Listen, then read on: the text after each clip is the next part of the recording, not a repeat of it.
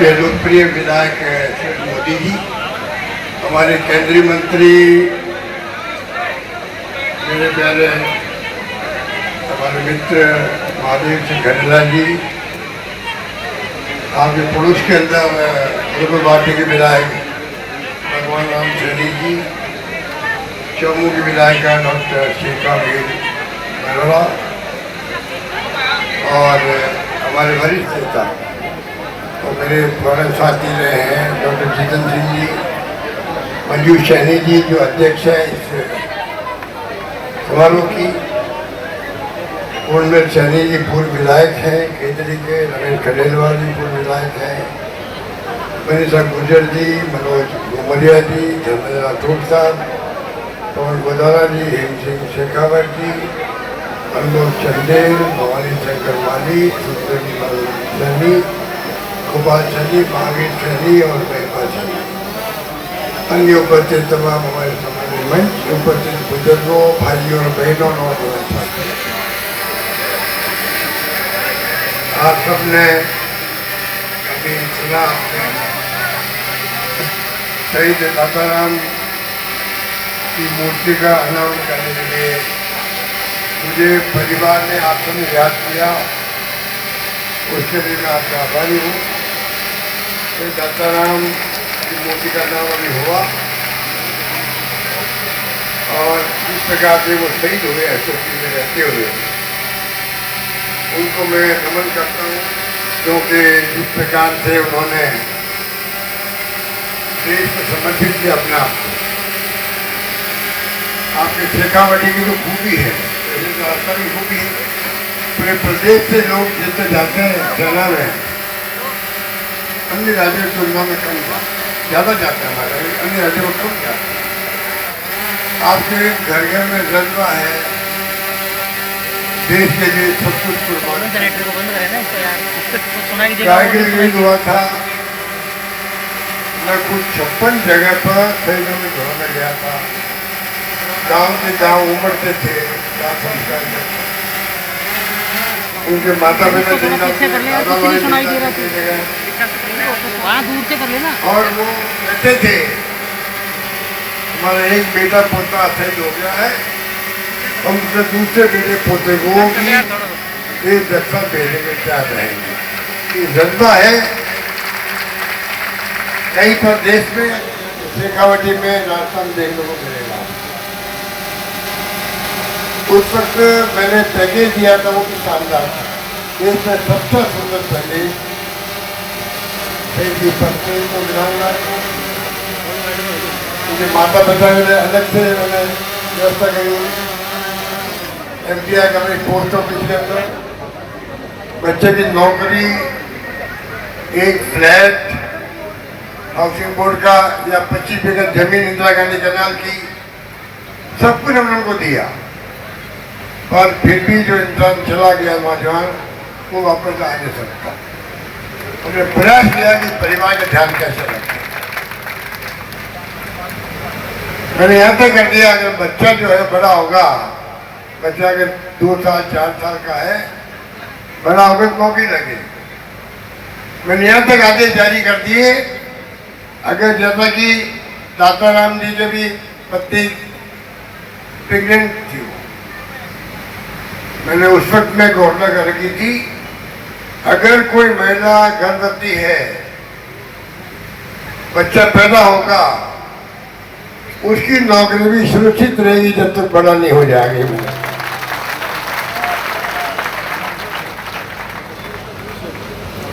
पिता भोमाराम जी, माता श्रीमती मोहतब देवी जी, पत्नी श्रीमती मीना देवी जी, भाई महिपाल जी, बच्चे तो बहुत छोटे अभी अयास और हिमांशी। क्या बीतती होगी परिवार पर जो चला जाता है, घर का कोई सदस्य, क्या बीतती सोच सकते हैं। बहुत बड़ा त्याग बलिदान है देश के लिए, बहुत बड़ा त्याग बलिदान। जितना सरकारें करें वो कम है इनके लिए, जितना कुछ करे सहते वो कम है। अब ये दाताराम जी दौड़ लगा रहे थे और ये सेना भर्ती हो गई थी। दौड़ लगाने जैसे मुझे बताया गया है, तो इनको जो प्रॉपर सही का दर्जा मिलना चाहिए, जिससे इनको पैकेज मिलता, वो मुझे सुना साल को नहीं मिला है। अब अगर सरकार जो है एक बार सेना में भर्ती हो गया, वो सही हुआ, बिना शहीद हुए रिटायर हो गया, शहीद लड़ते हुआ एक युद्ध में दूसरे युद्ध में, अगर जवान जा रहा लड़ने के लिए सीमा पर अपने कैंप से, रास्ते में मृत्यु हो गई, एक्सीडेंट हो गया, तो सरकार को थोड़ा बड़ा दायरा रखना चाहिए, दायरा बड़ा होना चाहिए। क्या फर्क पड़ता है अगर मान लीजिए दौड़ लगाते लगाते डॉक्टर राम शहीद हो गया, सही का दर्जा मिलता तो क्या फर्क पड़ जाता, ये मैं पूछता जाऊँ। मुझे पहले बताया नहीं गया, वरना मैं प्रयास करता कि स्टेट गवर्नमेंट इसको कम से कम सही दर्जे पैकेज मिलता है। बाकी तो केंद्र सरकार घोषित करती है सही, तो पैकेज जो है वो कम से कम देने का प्रयास करता है इस परिवार को, जिससे कि नौकरी सुरक्षित होती। अभी मैं चाहूंगा मुख्यमंत्री बद्रीनाथ जी को कि वो एग्जामिन करवाए केस को, तो कितने लोग दौड़ते हुए शहीद होते होंगे, सेना भर्ती हो गया एक प्रकार से, उसके बाद तो वो देश की प्रॉपर्टी है, संपत्ति देश की है, देश के लिए वो जान कुर्बान करने के लिए हमेशा तत्पर है। तो ऐसे मामले में बहुत बड़ी सहानुभूति की जरूरत होती है, संवेदनशीलता की जरूरत होती है। तो मैं चाहूंगा कि राज्य सरकार देखे इस केस को और मुख्यमंत्री जी अपने स्तर पर देख करके निर्णय करें, जिससे कि परिवार को एक पैकेज मिल सके। हेलो, बाकी बातें आपको जो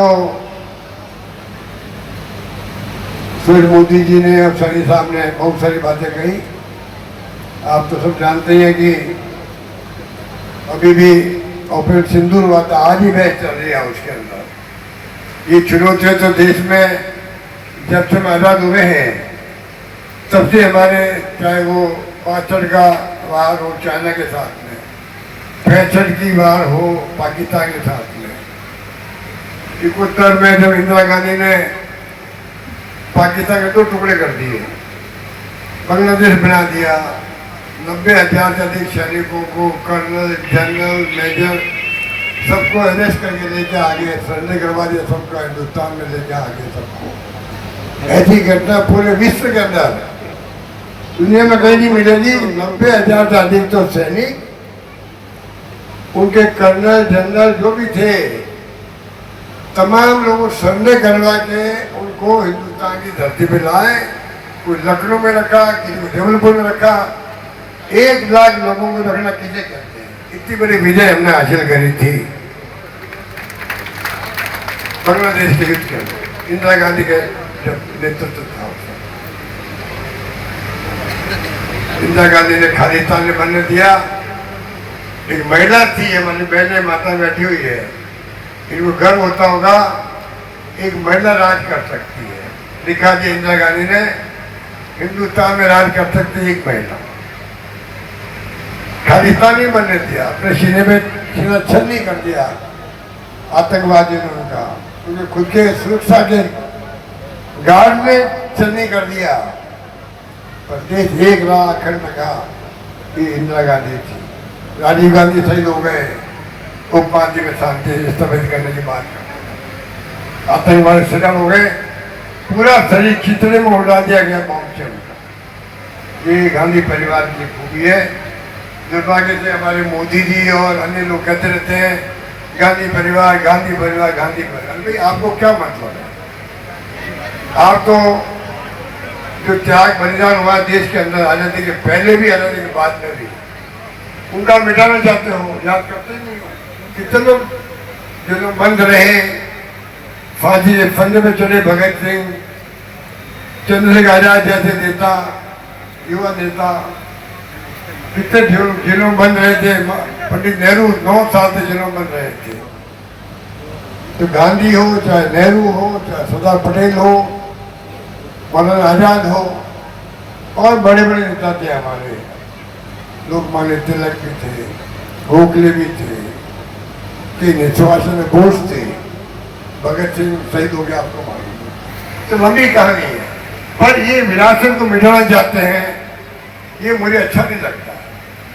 लोकतंत्र है, कभी हारो कभी जीतो, तो बर्दाश्त करना चाहिए। अभी इस बार हम सरकार नहीं बन पाए हमारी, हमने काम करने में कसर नहीं छोड़ी थी, लगता था इस बार सरकार बनेगी, तभी नहीं बन पाई।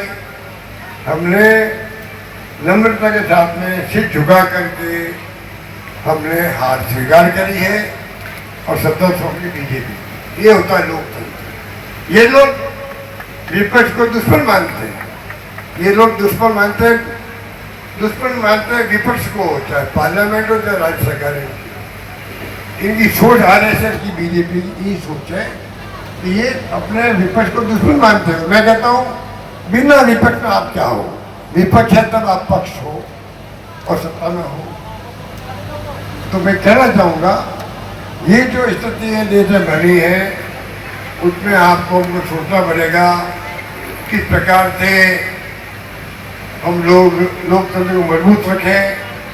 इन्होंने ध्रुवीकरण किया है, एक सीमा तक ठीक है, हिंदू की बात करता है, मुस्लिम है, सिख है, ईसाई है, फारसी है, जैन है, एक सीमा तक होता है।